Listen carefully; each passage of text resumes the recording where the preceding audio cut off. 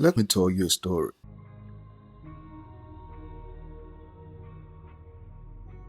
This story is about a historical city that thought it was safe.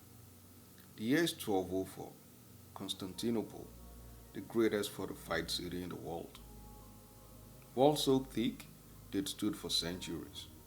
Triple defenses, towers, moats, guards everywhere. For hundreds of years, these walls had kept invaders out. Armies tried and failed. Sieges ended in retreat. The people inside, they felt safe, protected. The walls were impregnable until one night during the Fourth Crusade, someone opened the gates. Not from the outside, from the inside. A traitor, a trusted guard, someone who was supposed to keep the city safe, let the enemy walk right in. The walls didn't fail, the people inside them did. This city, these walls are protected for centuries but fell in a single night. This is perimeter security, and it is the old model of network defense that modern systems had to evolve beyond. For decades, network security works like those city walls. You build a firewall, a strong perimeter, everything outside, untrusted, dangerous, blocked. Everything inside, trusted, safe, free to move around. The assumption was if you got past the firewall, you must be legitimate. If you're already inside the network, you're probably safe. But here's what that ignored. What if the threat is already inside?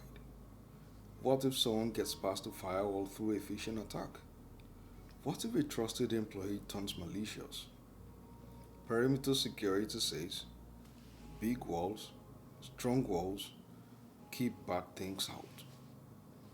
But it doesn't ask what happens if the bad thing is already inside? In case 5, we talked about insider threats. In case 2, we talked about zero trust. Both exist because perimeter security failed. Let me show you why that happened.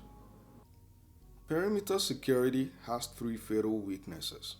Let's break them down. The first weakness is flat internal networks. Once you're inside the perimeter, traditional security treats you the same no matter where you go. Think of it like the castle. Once you're past the walls, you can walk anywhere. The throne room, the treasury, the armory, no internal checkpoints. In the network, this means an attacker who breaches the firewall can move laterally through the entire system. One compromised account gives access to everything. The second weakness is trust by location. Perimeter security trusts based on where you're connecting from. Inside the network, trusted. Outside the network, untrusted. But this ignores that threats don't stay outside. Malware gets in through email attachments. Credentials get stolen through phishing. Insiders abuse access. Location doesn't determine trust. The third weakness is no continuous verification. Once you authenticate at the perimeter, once you pass through the gate, no one checks you again. Your credentials could be stolen. Your device could be compromised. Your behavior could turn malicious. But as long as you authenticated once, you are trusted until you log out. This is how the target data breach happened. Credentials stolen, lateral movement. Ransomware spreads, one infected device, whole network. Insider threats succeed. Trusted access, no monitoring. Flat networks. Trust by location. No re-verification. That is why perimeter security isn't enough. Now, here's what's important to understand. Perimeter security wasn't stupid. It worked for a very long time. When networks were isolated, when threats came from outside, when insiders could be trusted, walls made sense. But the world changed. Networks became interconnected. Remote work made outside and inside meaningless. Attackers got smarter. Insiders got compromised. And then we learned what medieval cities learned centuries ago. Walls only work if you control, everyone already inside them. This is the human pattern.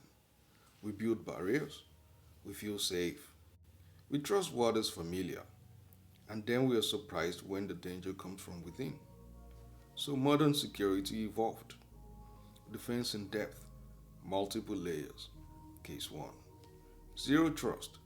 Verify everyone always. Case 2. Network segmentation. Walls within the castle. The walls are still there, but now we know they are just the beginning. So remember, the city fell not because the walls were weak, but because it trusted what was already inside. That is perimeter security. File closed. Next case, the city that never sleeps. And with that, we'll be launching into cloud architecture. Thank you for taking this journey with me.